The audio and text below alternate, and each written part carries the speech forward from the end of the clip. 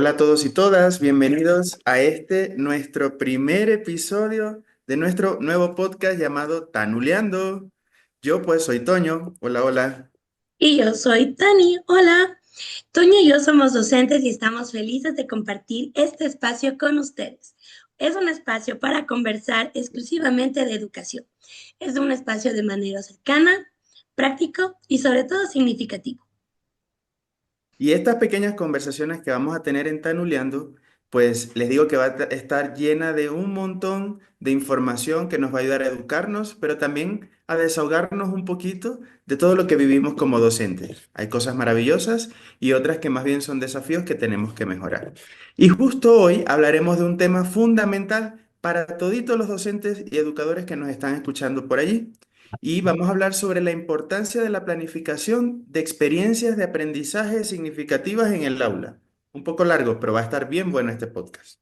Que para este encuentro tenemos el honor de conversar con un educador cuya trayectoria inspira y transmite. Con 23 años de servicio, ha dedicado su vida a formar generaciones desde las aulas. Actualmente labora en la Unidad Educativa Miguel Ángel de León de la ciudad de Riobamba. Su historia comienza como la de muchos docentes. No estuvo en sus planes, pero su hermano fue quien lo animó a ingresar al Instituto Superior Pedagógico Chimborazo. En este lugar se forman los docentes. Bueno, se formaban, ¿no? Porque ya cerraron. Entonces, pero era un espacio bastante enriquecedor para todos aquellos que iban a ser docentes. Y aunque, bueno, pues este primer paso fue guiado por el afecto familiar, el camino que siguió lo llevó a descubrir su verdadera vocación. Es un maestro que hace de la educación su propósito y de cada estudiante una oportunidad de transformar este mundo. Damos la bienvenida al máster Santiago Samaniego Parra. ¡Bravo!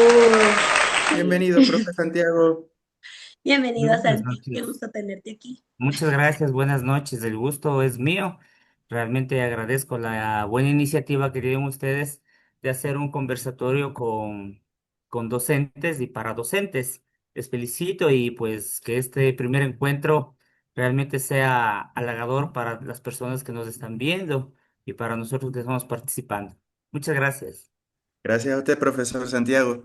Pero antes de que nos empiece a contar un poco de toda su experiencia, de todo su bagaje de información y conocimiento, yo quiero preguntarle, voy a dejar una pregunta abierta para la audiencia, para los que nos están escuchando, que quizás esto luego se pueda convertir en interacción a través de los comentarios, que dice así: ¿qué pasa cuando un docente no solo planifica actividades, sino que planifica verdaderas experiencias que los estudiantes recuerdan para toda su vida? ¿Qué será lo que pasa? Cuéntenos por allí por las redes sociales. Sin miedo, sin temor, háganlo. Muy bien, Santi. Para empezar este encuentro, cuéntanos, ¿qué significa para ti una experiencia de aprendizaje? Bueno, muchas gracias. Yo pienso que una experiencia de aprendizaje tiene que ver mucho con el hecho de enfocar lo que tú ya sabes con algo nuevo, ¿sí? Con algo nuevo. Y qué mejor si es que este aprendizaje puede ser significativo. Hablamos de significativo cuando hay sorpresa y esta sorpresa realmente genera un buen inicio para esta concordancia entre lo que ya sabe y lo que se va a aprender. Gracias, Santi. Eso me capturó mucho, que haya así como esa motivación, ese enganche con los estudiantes, para que justamente ellos puedan aunar esos presaberes con lo nuevo que el profesor pues le puede brindar. Profesor Santiago, y si usted nos pudiera contar así como una anécdota, la más significativa durante todos los años de experiencia que tiene, no sé, alguna clase que recuerde que haya transformado especialmente para sus estudiantes, a lo mejor una clase que haya sido como la diferencia entre lo tradicional y lo que justamente engancha a los estudiantes para que nunca olviden ese aprendizaje. ¿Qué anécdota nos pudiera compartir? Bueno, realmente tener 23 años de experiencia nos ayuda a tener, yo pienso que cada día es una nueva experiencia. Bueno, más adelante podremos explicarlo esto, sí. Pero bueno, sí, recuerdo que estábamos planificando y ya realizando la clase para los proyectos interdisciplinarios. y cuando íbamos a hacer un champú para la caspa. Entonces, los chicos pensaron en que, bueno, como solían hacer los proyectos de ellos, o sea, por ejemplo, hacían vaselina, iban, compraban un poco de vaselina, lo ponían en otros frascos y ya, y estaba hecho el proyecto. Entonces, ¿qué es lo que pasa? Entonces, cuando empezamos a hacer el proyecto, yo les empecé a pedir el aromatizante, les empecé a pedir un poco de jengibre y todos, ¿no? Bueno, y todos me venían y me decían, aquí está, aquí está, aquí están los materiales. Y ellos pensaban que yo iba a coger, mezclar y ellos me veían y yo hacía. Entonces dije, no, no. Entonces hicimos grupos y cada uno tenía una responsabilidad. Entonces, en estos grupos, el uno medía, ¿no? En las pipetas, medía la cantidad de champú, el otro iba pesando la cantidad de jengibre que iba a poner, y así cuántas gotas había que poner en el champú. Y los chicos eran, o sea, súper animados, eran súper animados, y ya digo, pensé que ellos pensaron que me iban a estar viendo como suele pasar, ¿no? Que me iban a estar viendo y ellos hacían y después se aprendían un papel y después dice, ya, ¿cómo exponemos? Digo, no sé, pues ustedes vean qué es lo que hicieron y me redactan y eso exponen. Y la verdad que fue una experiencia bastante bonita. Fue un aprendizaje significativo, se alegraron ellos y yo creo que ese proyecto jamás lo van a olvidar ellos. Sí, incluso me lo iba contando y a mí tampoco se me va a olvidar. Y lo iba narrando y era como que me iba imaginando toda la interacción que estaban teniendo los estudiantes. Y como usted lo ha dicho, yo creo que eso es importante. Cuando ellos se vuelven como protagonistas de la clase y no quizás unas personitas así sentadas solo observando y escuchando.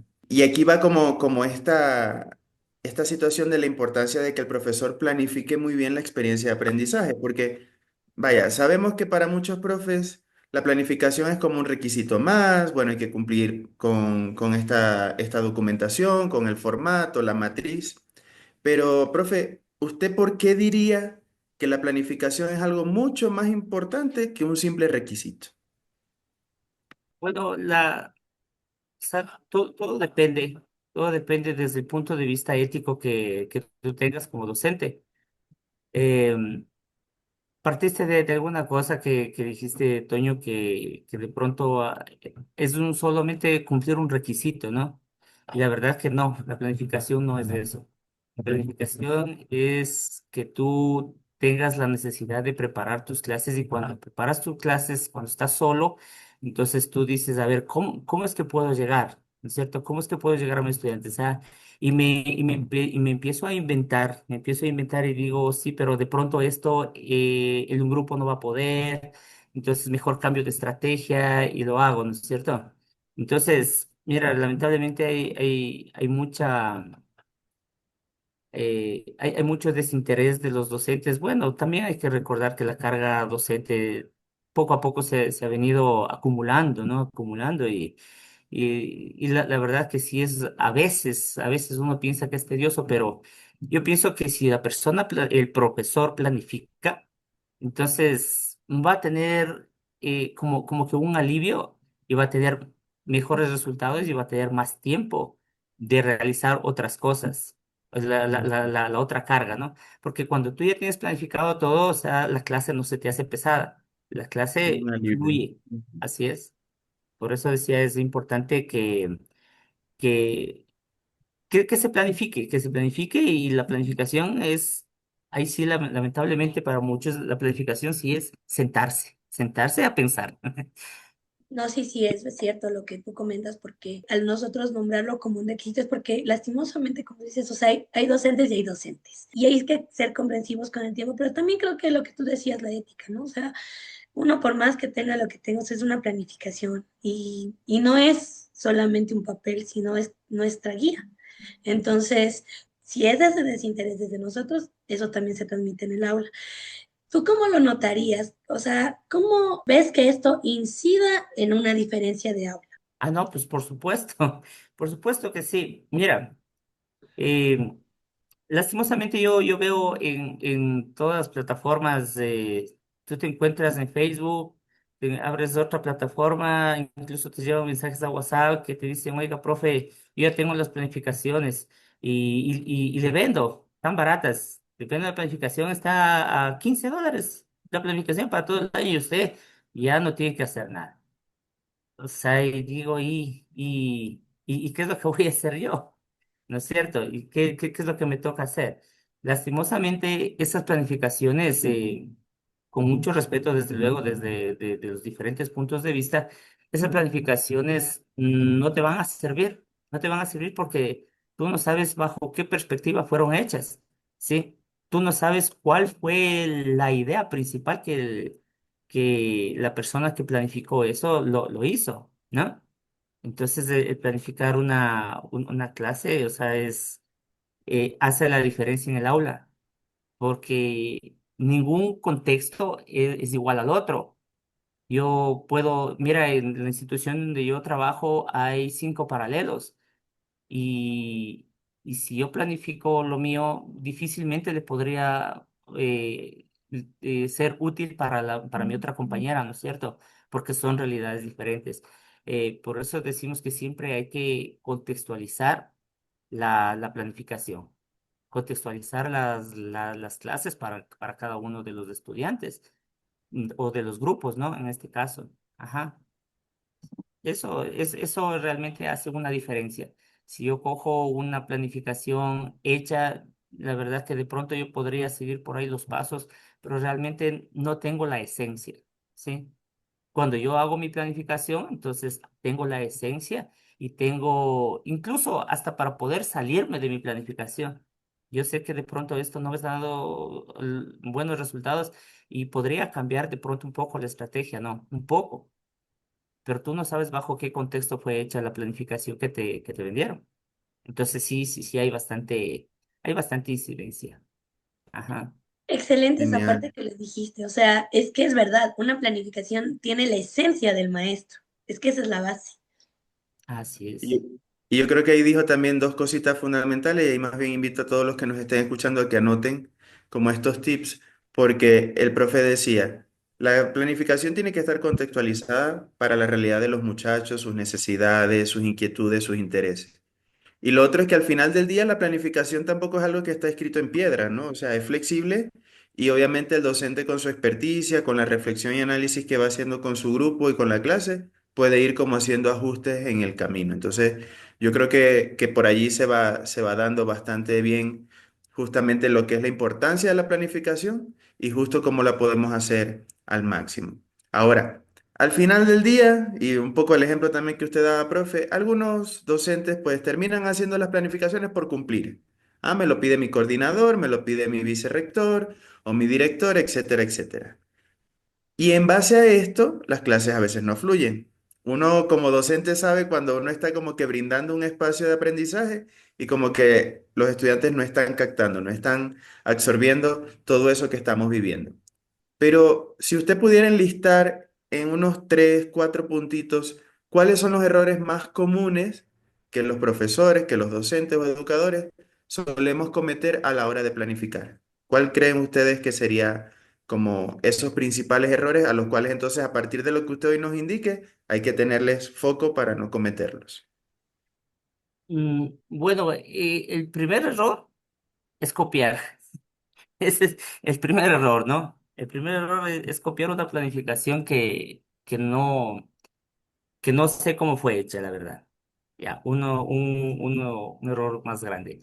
El otro error también es no seguir un esquema, no seguir un esquema. A veces, de pronto, algunos planifican con prerequisitos, otros aplican el ERCA, otros aplican otras esquemas de planificación, pero a la final a veces hay que respetar, o sea, todos los pasos, ¿no es cierto? O sea, yo no me podría, hay muchas personas que dicen, no, iniciemos nomás ya desde, por decir, para hacer algo, se me va la palabra, algo de análisis y síntesis, dice, no, empecemos nomás, démosle todo y después le vamos desmenuzando, ¿no? Entonces, no, yo pienso que siempre, siempre, siempre hay que partir de lo que los chicos ya saben. y siempre tener en cuenta la motivación que deben tener. Una planificación, el error no es, uno de los errores es no poner la parte que les dije antes, la parte de la sorpresa, ¿no? Entonces siempre tiene que, en la planificación, considero yo desde luego, que siempre tiene que haber la parte de sorpresa. A veces en la parte del del enfoque de la clase y nos olvidamos de eso, ¿no? Decimos, a ver si después observamos y después me dicen que han observado y después ahí sí empiezo yo la explicación. ¿Y dónde estuvo la sorpresa, no? Entonces, los estudiantes cuando tienen sorpresa, pues hay bastante aprendizaje. Entonces, esa es otra parte de la planificación que no podemos olvidar. Y otra de las cosas que no podemos olvidar de la planificación es que una buena planificación tiene una buena evaluación también, ¿sí? La evaluación, y no solamente para poner una nota, no, sino que en la evaluación nos evaluamos los dos, ¿no es cierto? O sea, cómo me fue a mí con mi planificación y cómo les fue a los estudiantes, ¿sí? Entonces, yo pienso que la parte de la evaluación es mucho es muy indispensable. Entonces, a veces ponemos una evaluación solamente por decir, realice dos sumas, ¿no? Y de pronto es una evaluación muy superflua, pero sí tiene que ser una evaluación un poco más contextualizada igual, ¿ya? Ese es el asunto. Pienso yo que eso son la sorpresa, la evaluación y el esquema de la clase misma. Bueno, de paso también ya nos has dado como la receta de los elementos que no pueden Ajá. faltarnos, ¿no? Estos elementos en la planificación. Y lo que comentabas también es muy cierto. A veces también los docentes como que quieren hacer todo rápido por el tiempo que tienen. A veces se corta, no sé, por situaciones también de la institución y hay algún evento y le quedan al docente 20 minutos. Y como a veces tienen ese tiempo, entonces quieren como que abarcar lo más rápido que puedan o llegar como a la síntesis y lastimosamente pues ahí se va perdiendo la esencia de la clase. Entonces, Así es. y algo también Genial. que es fundamental es el tema de la evaluación, porque el evaluar muchos creen que solo poner una calificación y no, pues evaluar es realmente generar un aprendizaje. Pero Dani, no te adelantes porque mira que ese es otro podcast que vamos a hacer sobre evaluación. Tienes razón, Pero disculpen. sí.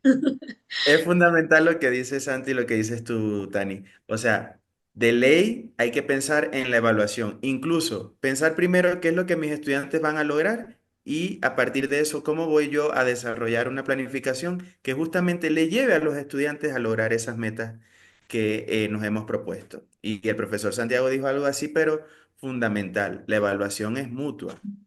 Es decir, ver cómo los estudiantes están avanzando en su proceso de aprendizaje y cómo el docente está logrando todo a través de lo que ha planificado y su gestión en el aula. Así que buenísimo.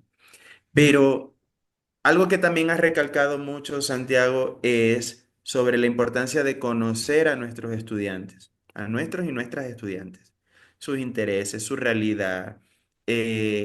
¿Cómo entonces usted puede decir que es importante que un docente pueda aprovechar el contexto de sus estudiantes? O sea, mejor dicho, ¿por qué es importante que un docente conozca a sus estudiantes y pueda aprovechar este contexto de ellos para hacer una clase más cercana, más significativa para ellos? Claro, mira, el contexto es fundamental por varias situaciones. Empecemos por lo más básico, ¿no? Si nosotros conocemos el contexto del estudiante y sabemos que el estudiante viene feliz al aula, o sea, primerito por ahí el aprendizaje va a ser significativo. Pero si es que el contexto del estudiante, yo sé que en la casa hay peleas, hay problemas en casa, que no hay buena alimentación en casa, entonces también va a ser un espacio de dificultad, ¿sí?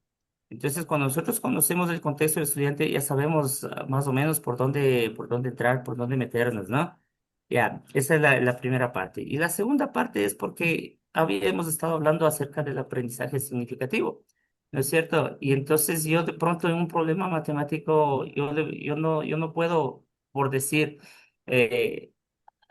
mis estudiantes, yo trabajo en un colegio de sostenimiento fiscal. Entonces yo no podría decir pues que mi papá se compró un avión y que después también se compró un yate y cuánto suma el valor de los dos, por decirte, ¿no? Entonces, no, pues si yo sé que mis estudiantes tienen otra realidad, entonces los problemas matemáticos mismos, o sea, tendría que ir enfocado a la realidad de ellos, ¿no? La realidad de ellos, de pronto el tema de estudios sociales, ¿no es cierto? El tema de estudios sociales es algo que nos interesa muchísimo a los docentes y a veces lo dejamos muy de lado, porque en el tema de estudios sociales es donde aprendemos a ver desde dónde nosotros venimos, de qué es lo que tenemos, ¿no es cierto?, como parte cultural, como un acervo cultural. Entonces, te pongo de ejemplo como que de Estados Unidos, ¿no? Entonces, como que los chicos no van a tener mucho interés, pero si yo me pongo a ver algo de la realidad de la sociedad, del terreno en donde están mis estudiantes, entonces el problema, los problemas y los aprendizajes van a ser muy, muy significativos. Por ejemplo, si yo digo, oye, ¿sabes qué? Vamos a sacar una producción de papas, sembramos unas 2 libras de papas y las 2 libras nos dieron unos 10 quintales de papas. Entonces, ellos ya saben, ¿no? Ellos ya saben porque obviamente han tenido contacto con el campo y ese es el meollo del asunto. La contextualización es la parte muy importante. Por eso, de pronto, desde la primera pregunta, topé ese tema, no, sin saber que iban a ver por acá, ¿no? Entonces, sí, me parece que la contextualización es algo fundamental. Hay que conocernos, ¿no? Hay que conocernos, conocer nuestra realidad, para de ahí partir y que el aprendizaje sea algo provechoso para nuestros niños. Hablo de niños porque siempre trabajo en escuela, en la parte de la básica, elemental y media. Y esa parte también bastante interesante. Bueno, hablamos de un contexto más, digamos, rural. Y es verdad, y algo que muchos docentes a veces no valoramos es el tema que los niños del sector rural dominan mejor las matemáticas que nosotros. Y a veces queremos meterle porque el tema dice, cuando lo que deberíamos hacer es mejor darle herramientas nuevas, darle otras profundidades que le permitan avanzar. Y eso creo que es también fundamental que nosotros conozcamos dentro de una planificación hasta para ver cuál va a ser la sorpresa. Genial, sí, y hay algo que has dicho que yo creo que se puede resumir muy bien en que a los estudiantes cuando planifiquemos tenemos que pensar la planificación como, y la clase o la experiencia de aprendizaje como una piscina que justamente está llena de todos sus intereses, de todo su contexto, de lo que ellos ya también conocen, para que al sumergirse en ella aprendan a nadar en ese conocimiento. Entonces, bueno, hago como Sí. esta analogía al respecto de lo que nos menciona Santi. Y bueno, básicamente a lo largo de todo esto ya nos has dado incluso ejemplos que definitivamente se nota, profe, en toda su experiencia, todo lo que usted ha trabajado durante todos estos años, que nos ha dado ya ejemplos de sociales, de lengua, de mate, de ciencias, cuando nos hizo saber lo del champú, o sea, ya nos ha venido dando muchos ejemplos concretos de las experiencias que usted ha planificado. Entonces, yo más bien quisiera pedirle ahora, vamos a pensar en todos los profesores que ahorita nos están escuchando. Yo me imagino, no sé, Tani, cuántos te imaginas tú, pero yo me imagino por lo menos unos 1050, no voy a exagerar mucho, 1050 o muchos profesores que nos están escuchando, profesores y profesoras, desde los profes de los más chiquititos hasta los más grandotes.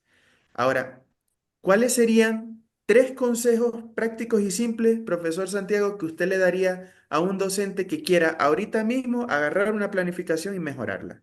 3 consejitos así puntuales. ¿Qué le diría a un profesor, a un colega, sobre cómo puede mejorar su planificación?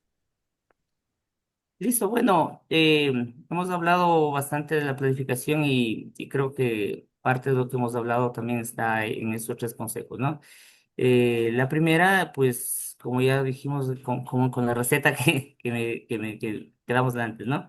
O sea, la planificación debe partir de la contextualización de los estudiantes.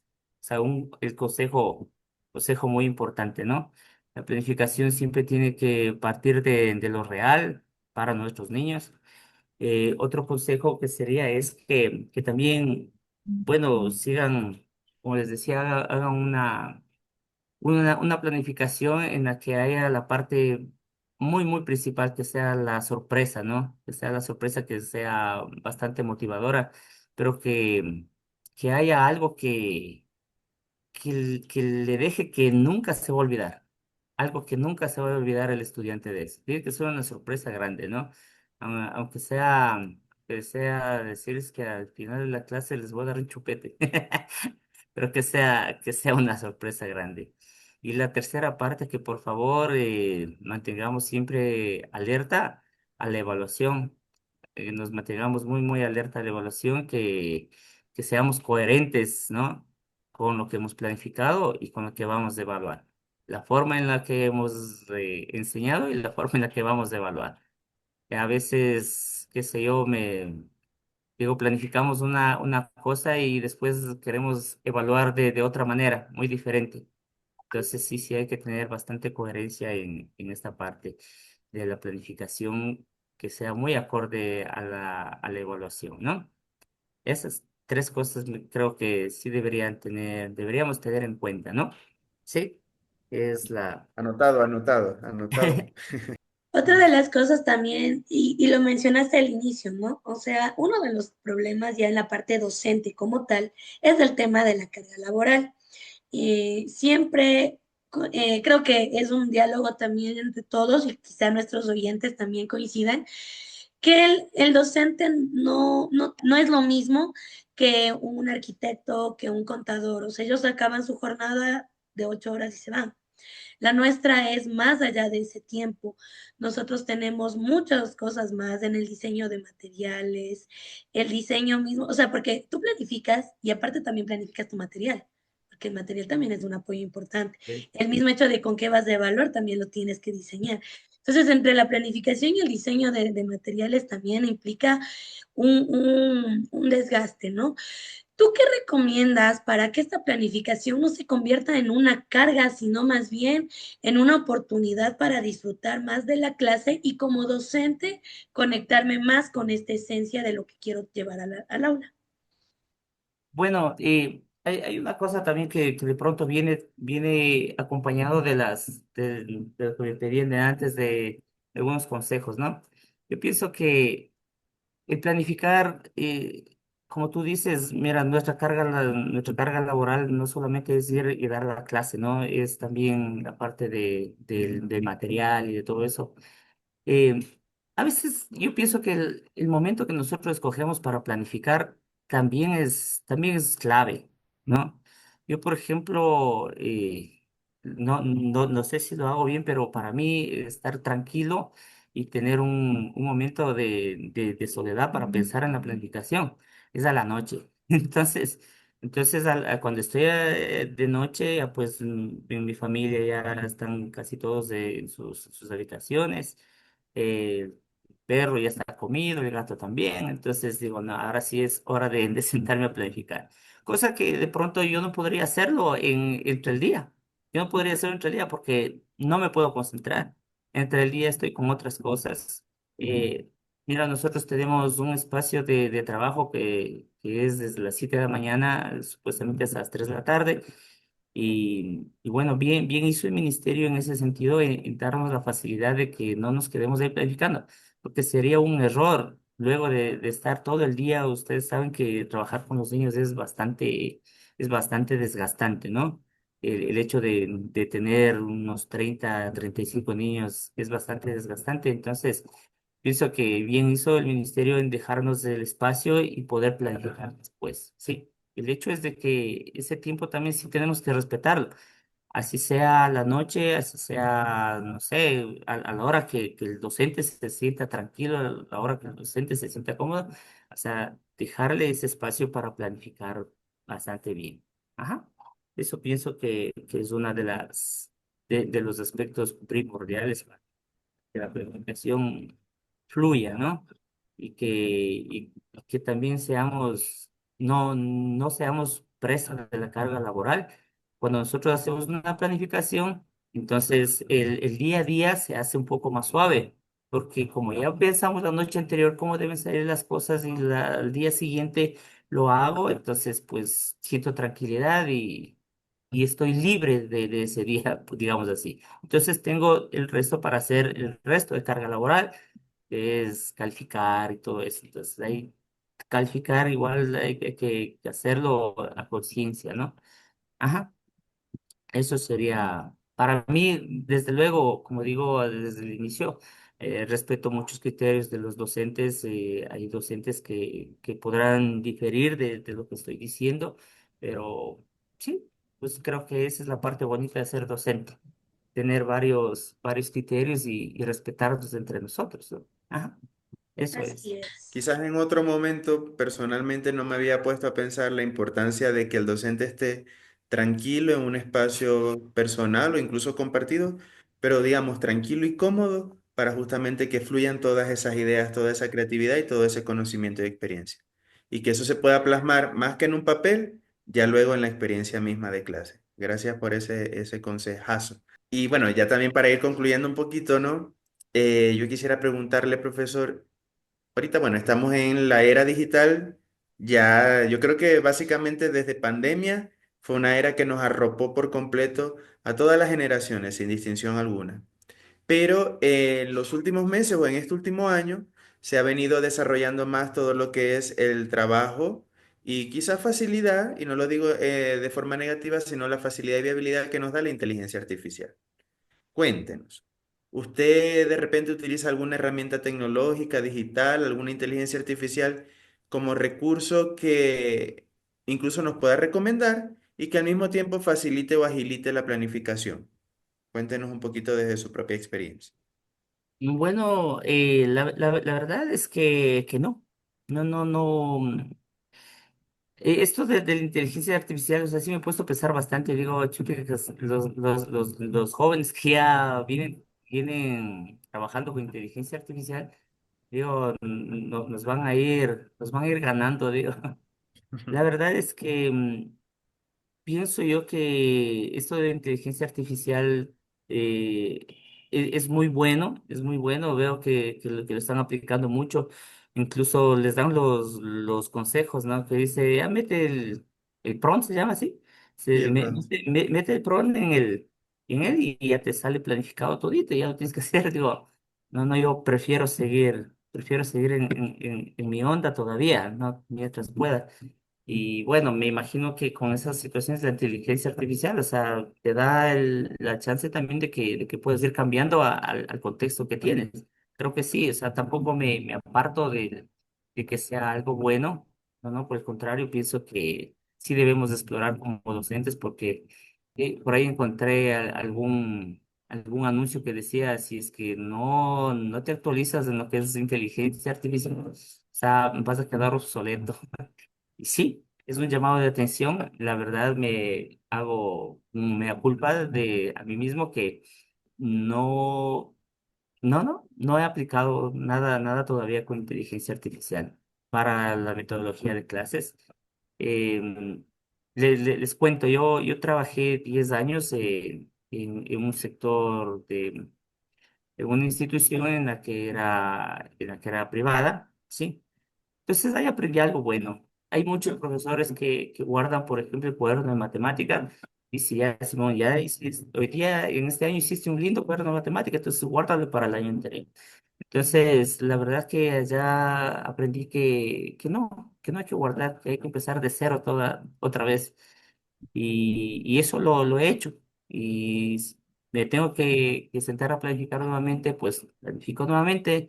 No me cojo la planificación del año pasado, a veces ni para referencia, pero pienso que sí, sí, sí. O sea, en cuanto a la pregunta de la inteligencia artificial, creo que es algo que hago un llamado de atención a todos los docentes, que por favor nos preparemos un poquito más en esto, porque los chicos nos van a ir ganando. Así es. Es- Prepararnos en la competencia digital en todo sentido. Sí, sí, Muy sí, sí, sí, bien, sí, sí. muy bien, gracias, Santi. Y Santi, la verdad es que todo este espacio que hemos compartido contigo ha sido bastante valioso, lo que nuestra audiencia también tenga su experiencia y siempre tengamos en cuenta la receta de una buena planificación. No, gracias, profesor Santiago, por acompañarnos en este primer episodio. Gracias por estrenar este espacio de conversación de estar tanuleando. Esperamos que esta frase, esta palabra se haga viral.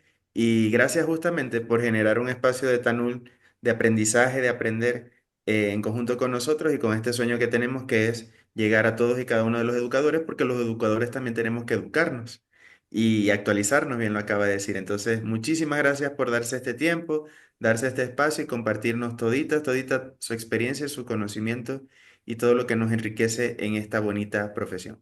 No, pues yo les agradezco a ustedes mejor este espacio que espero que haya llenado las expectativas de lo que tenía. Espero que no haber sido de pronto determinante, como le digo, o sea, pero no haber sido grosero de pronto con alguien o nada, ¿no? Simplemente estaba dando mi punto de vista y que todo el mundo pues tiene su forma, tiene su método. Simplemente bonito poder compartir las experiencias con ustedes y con toda la gente que está allá. Y pues me voy a unir a todas las clases que ustedes tengan. Este es el primer programa, el primer episodio, pues sí, espero que sean muchísimos más, sean con esa mística y siempre pues la educación los va a salvar de toda malicia que hay en el mundo. Ya tenemos el primer fan. Sí, sí, Muy síganos en bien. nuestras redes. Sí, Muchísimas gracias, Santi. gracias, muy amables, me retiro, tengo que ir a laborar. Muy bien, Toño. Nosotros nos quedamos y continuamos con nuestro espacio. Esa conversación estuvo buenaza. Yo creo que necesitamos parte 2. Sí, tenemos muchas cosas importantes que hemos aprendido y a la vez también cosas que vamos a reflexionar, ¿verdad? Y Un si tú montón. tuvieras que resumir en una sola idea lo esencial de toda esta charla, de planificar experiencias significativas, ¿qué sería? Resumir, chanfle. A ver, o sea, si es un montón, bueno, yo por aquí tomé mis anotaciones. Si es un montón de, como decía, de bagaje de experiencia, de información que el profe Santiago nos dio, pero yo creo que él dijo algunas cositas fundamentales. Una, conocer el contexto completo de los estudiantes. Y aunque quizás no fue específico, pero bueno, en alguna parte sí lo dijo, que es importante saber si están felices, si están tristes, preocupados, qué realidades tienen en casa, qué les interesa, qué está pasando en el mundo que ahorita les está envolviendo, por ejemplo, esto de la inteligencia artificial, las nuevas tecnologías. Entonces, saber todo eso y eso luego traerlo y aterrizarlo al diseño de la experiencia de aprendizaje es fundamental. Eso. Y otra cosa que no sé si se fijaron que lo dijo como 3 veces, creo que fue, y me pareció genial, lo importante de que toda planificación tenga ese elemento sorpresa, ese elemento de motivación, de enganche, de que el estudiante se atrape con la experiencia y de ahí pues inmediatamente fluya todo lo que es el bagaje de conocimiento. Y lo tercero, voy a ponerlo en estos 3 puntos, es que todos los estudiantes participen. Él decía aulas de 35, de 30, o sea, y obviamente por digamos, las instituciones donde él ha trabajado, que son de este sostenimiento fiscal o público, siempre las aulas tienden a tener muchos estudiantes. Entonces, ahí viene el esfuerzo doble que tiene que hacer el docente, pero de enganchar a todos, que todos participen, que todos estén allí. Eso es entonces lo que se define como aprendizaje significativo, porque está contextualizado a la realidad de los estudiantes, y activo, porque participan toditos y se hacen protagonistas del mismo. Entonces, yo creo que con eso me quedo, ¿sí? Eso es lo que más así me atrapó. ¿A ustedes qué les atrapó? Bueno, a mí me atrapó sobre todo el tema de la esencia en una planificación. Es Sí, algo que, o sea, lo podríamos decir como un problema porque no digo todos, pero existe ese porcentaje de docentes que necesita tener ya lista la planificación y solamente la compran, como nos comentaba Santi, y decía, bueno, pues entonces listo, ya tengo. Claro, la presentan, pero realmente, ¿qué impacto tiene eso en tu clase? Puede que ujú, sigas los pasos, todo, pero a lo mejor tú tienes una idea que podías aportar, puedes hacer muchas cosas que esa planificación te pueda servir más como una guía, que no solo sea ese papel. exacto. Y bueno, eso lo vamos a hablar también en otro podcast, pero les voy contando que también vamos a hablar mucho de la importancia de una verdadera vocación docente, para que con eso podamos desarrollar el rol del docente de forma muy significativa para nuestros estudiantes. Recuerden que nosotros tenemos, perdónenme las otras profesiones, pero para mí la más importante y de la que nacen las demás profesiones es exactamente de la educación de la docencia. ¿Quién de nosotros a través de un docente, de una palabra, de un gesto, de una acción dijo, "Ah, yo quiero ser arquitecto, yo quiero ser ingeniero, eso que el profesor me enseñó de ciencias, yo quiero ser científico, etcétera, etcétera"? Entonces, fíjense cómo desde esa vocación y rol docente es que nacen las nuevas profesiones. Pero ya, me estoy adelantando al otro podcast, entonces ya, dejémoslo Sí. hasta ahí nomás.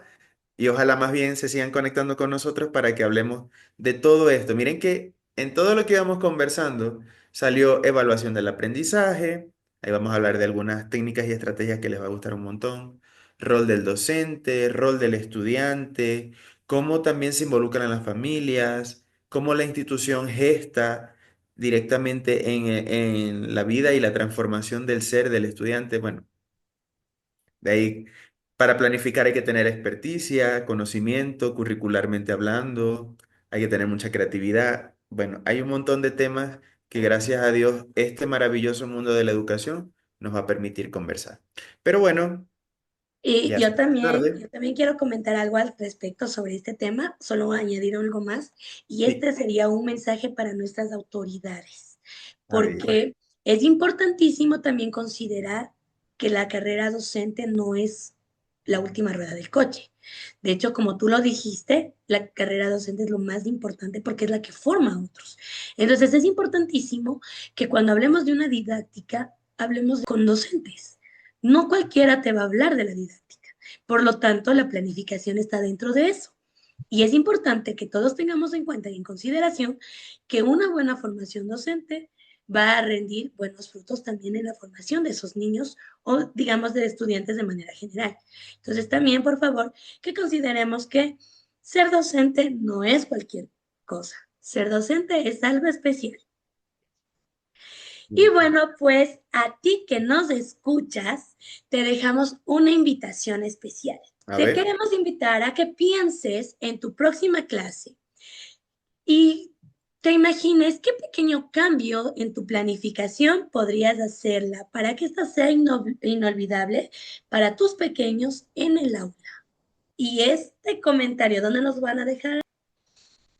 Aquí, por favor, síganos en @tanulearning para todas las redes sociales en YouTube, en Instagram, en TikTok. Bueno, ya por correo, después les pasamos el correo electrónico.